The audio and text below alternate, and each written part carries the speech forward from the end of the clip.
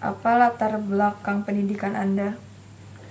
Ya, saya memiliki latar belakang pendidikan dimulai dari Sekolah Dasar 03 Pondok Lapa dari tahun 82 hingga 88. Lalu setelah itu saya melanjutkan ke Pondok Pesantren setahun di Pondok Modern Pabelan, Magelang.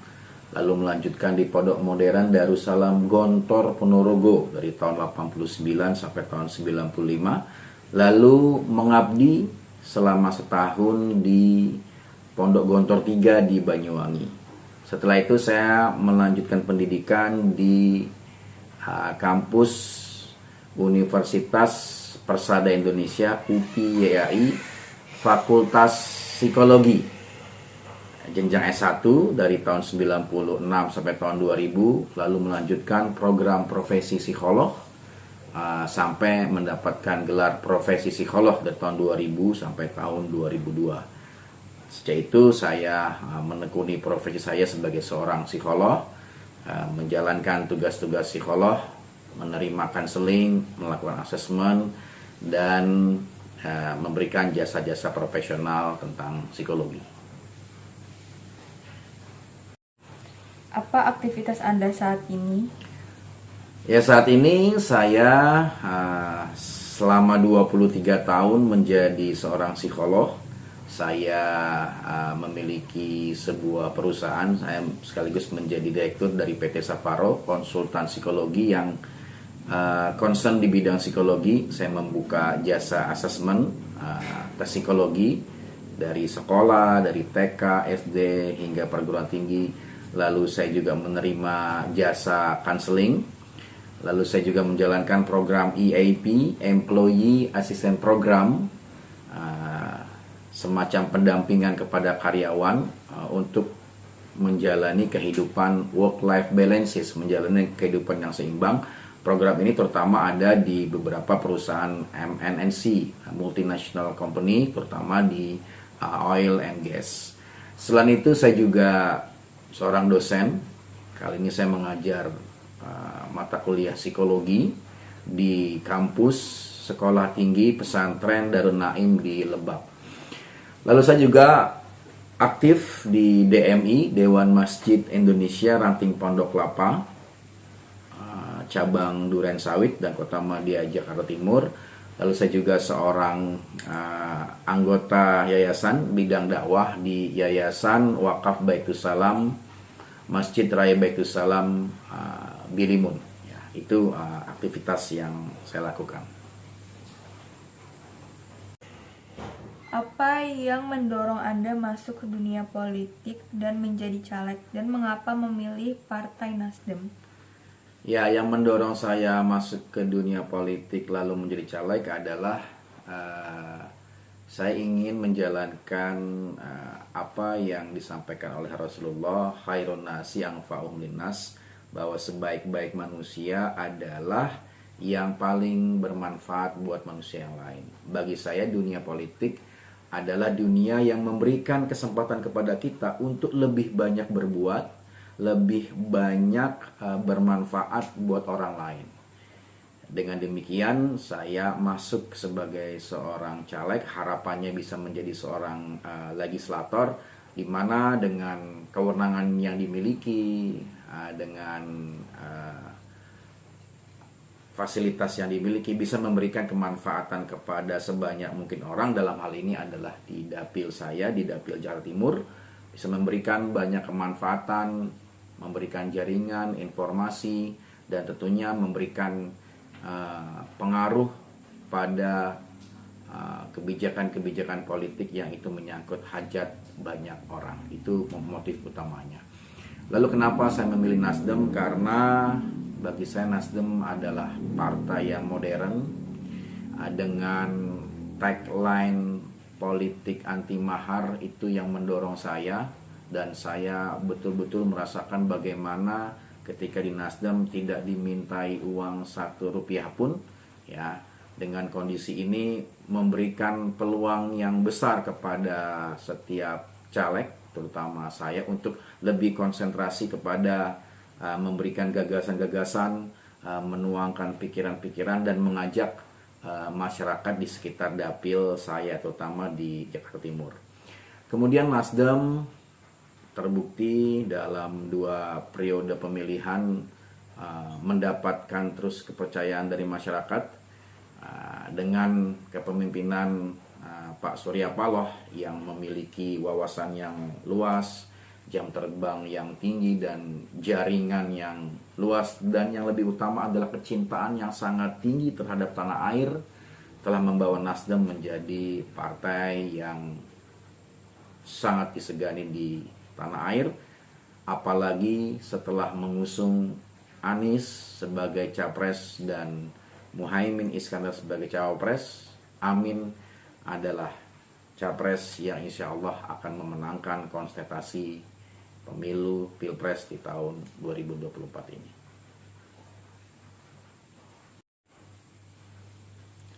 Apa program-program Anda?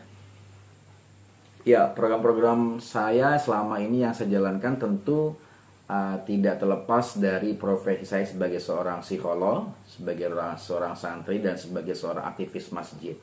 Jadi saya datang ke dapil dengan memberikan taklim, memberikan ceramah, memberikan motivasi keagamaan, motivasi tentang kehidupan. Ya, saya memberikan pola parenting kepada para warga, saya memberikan masukan, motivasi kepada generasi muda, bagaimana mereka membangun mindset, bagaimana mereka menata kehidupan mereka, bagaimana mereka menyikapi masalah, bagaimana mereka bisa mengatur stres yang dialami. Saya masuk dari sisi itu. Kemudian saya juga memberikan tes EQ ya, kepada siswa, dan dari sana saya memberikan informasi kepada para orang tua tentang bagaimana memahami potensi yang dimiliki oleh anak-anak mereka dari tes EQ yang saya berikan secara gratis. Saya juga memberikan counseling gratis kepada warga, dan dari sana muncul sekali banyak masalah-masalah yang relatif sudah saya pahami selama 23 tahun ini. Masalah tentang parenting, masalah tentang bagaimana anak-anak muda kita yang ditengarai mengalami degradasi dalam daya tahan mental mereka.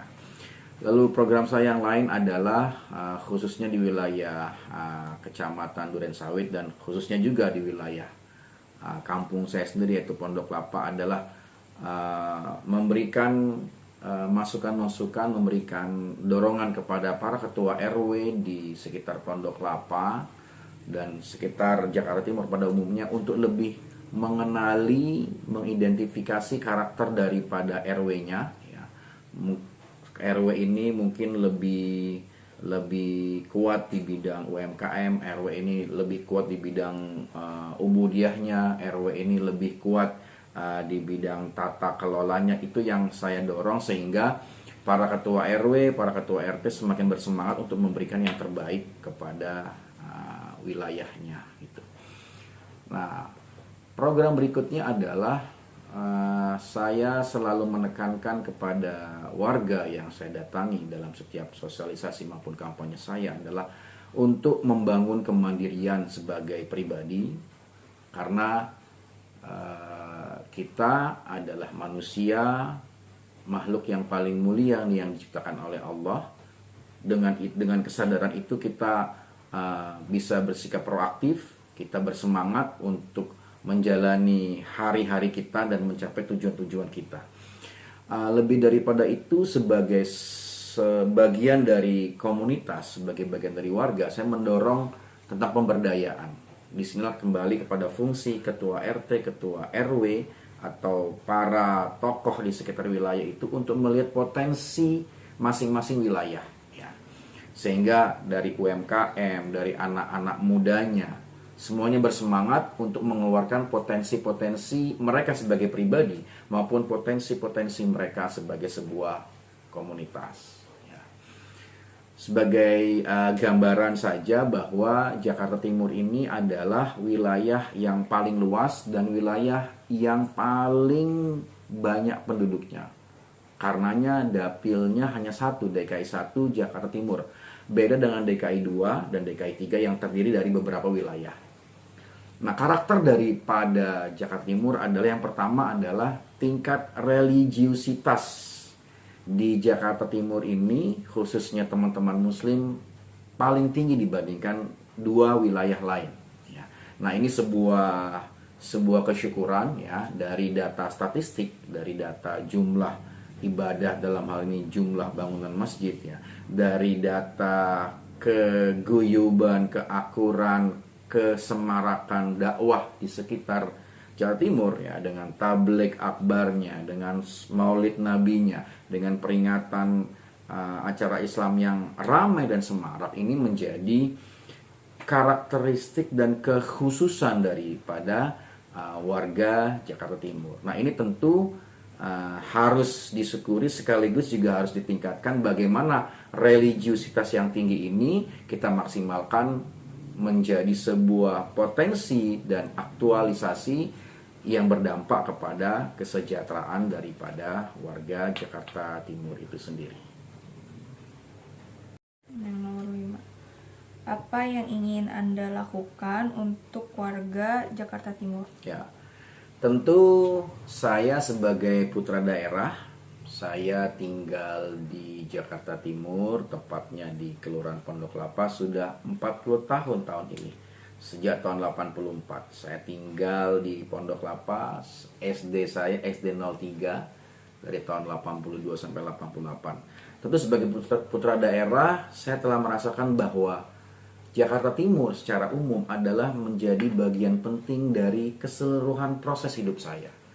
Kenapa demikian? Karena masa kecil saya tumbuh dan berkembang di Jakarta Timur. Saya masih ingat bagaimana Kalimalang, bagaimana Kampung Melayu, bagaimana Klender, bagaimana Pondok Lapa itu menjadi tempat bermain saya ketika saya masih kecil. Bermain bola, saya aktif di pramuka. Ya. Itu adalah masa-masa yang indah dan sangat berkesan, dan itu terbawa sampai saya dewasa. Nah, atas dasar itu pula, atas posisi saya sebagai putra daerah, tentu secara emosional, secara panggilan hati, saya ingin memberikan yang terbaik kepada Jakarta Timur, kepada para warga Jakarta Timur, karena saya juga masih tinggal di Jakarta Timur, Pondok Lapa. Nah, apa yang ingin saya berikan tentu tidak bisa terlepas dari latar belakang pendidikan saya sebagai seorang psikolog. Saya selama 23 tahun ini concern di bidang pengembangan sumber daya manusia, khususnya di bidang psikologi. Nah, sementara saya masih menjadi caleg, dan nanti insya Allah bila terpilih, saya akan concern di bidang pengembangan sumber daya manusia, bagaimana seluruh warga Jakarta Timur ini bisa optimal merasakan kesejahteraan, merasakan kebahagiaan yang saat ini relatif cukup memadai, namun masih harus ditingkatkan. Dengan latar belakang saya sebagai seorang psikolog, dengan latar belakang saya sebagai seorang dai aktivis masjid, insya Allah saya akan memberikan perhatian penuh kepada peningkatan kesejahteraan, kedamaian, dan kebahagiaan dari seluruh warga Jakarta Timur. Apa yang membuat Anda layak dipilih oleh warga Jakarta Timur? Nah, ini pertanyaan yang menggoda ini ya. Apa yang membuat saya layak untuk dipilih oleh teman-teman Jakarta Timur adalah tentu yang pertama adalah karena saya putra daerah. Jadi buat Anda para warga Jakarta Timur ya, saya adalah bagian dari Anda adalah bagian dari saya, karena kita adalah bagian dari Jakarta Timur yang secara umum juga adalah bagian dari Jakarta dan seluruh bangsa Indonesia ini. Pemahaman saya tentang Jakarta Timur, latar belakang saya sebagai seorang psikolog, kemudian ikatan emosional saya sebagai putra daerah yang sudah tinggal 40 tahun lebih di Jakarta Timur, dan masih aktifnya saya sebagai pengurus masjid, sebagai DMI, sebagai seorang psikolog, sekiranya itu yang bisa membuat perhatian teman-teman dan menjadi pertimbangan utama untuk memilih saya sebagai anggota DPR RI dari Partai Nasdem nomor urut 4 DPR RI DKI 1 Jakarta Timur. Jadi jangan lupa untuk teman-teman sekalian, nanti tanggal 14 Februari datang ke TPS masing-masing, buka surat suara warna kuning anggota DPR RI, cari nomor 5 Partai Nasdem dan tusuk nomor 4 Imam Ratrioso.